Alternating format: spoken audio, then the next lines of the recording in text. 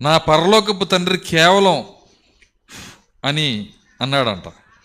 ఆయన చేతి మీద నుండి వాటిని ఆ విధంగా ఊదాడంట. వాటిని ఒక స్థానంలో పెట్టాడు. ఇవన్నీ కూడా ఆయన చేతి మీద నుంచి ఊది వాటిని ఒక స్థానంలో పెట్టాడంట. ఇంత పెద్ద సృష్టి, విశ్వం ఇవన్నీ కూడా నా తండ్రి, నా పరలోకపు తండ్రి. అప్పుడు ఆయన ఎంత గొప్ప దేవుడై ఉంటాడు. దేవుని స్తోత్రం. నా తండ్రి చేసిన ఒక వస్తువు ఎప్పటి నుంచో వెలుగుతుంది ఆకాశంలో. మరి ఆ తండ్రికి కొడుకు అయింది, నీ సంగతి ఏంటి? ఆ తండ్రికి కూతురు అయింది, నీ సంగతి ఏంటి? సిగ్గుపడాల మనం.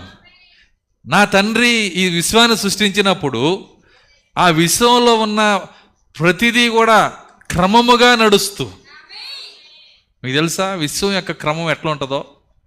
కొద్దిగా కూడా తేడా రాదంట. 10,000 సంవత్సరాల తర్వాత అమావాస్య ఎప్పుడు వచ్చిందో ఇప్పుడే చెబుతారు. ఏది ఎక్కడ తిరిగిద్దో, ఏది ఎక్కడ ఉంటుందో, ఏది క్రమశిక్షణగా ఎంత దూరం వెళ్తుందో, ఏది ఎప్పుడు ఎక్కడ ఉంటుందో అన్నీ క్రమశిక్షణ. పరలోక సైన్యం అంతా, ఆకాశ సైన్యం అంతా క్రమశిక్షణ. ఎందుకు మన బ్రతుకులేట్టు ఉన్నాయంటే ఆ క్రమశిక్షణ లేదు ఈరోజు. ఆయన మాటకి మనం లోబడట్లా, మనం ఉండాల్సిన స్థానంలో ఉన్నట్లా. అందుకే మనం ఇలా ఉన్నాం, వాటిని చెప్పుకొని ఆనందపడుతున్నాం. మన దేవుని శక్తి ఆయన చేతిలో నుంచి ఊదితేనే ఇంత మహిమ కలిగిన విశ్వం వస్తే, ఆయనకి పుట్టిన నీ సంగతి ఏంటి, నా సంగతి ఏంటి?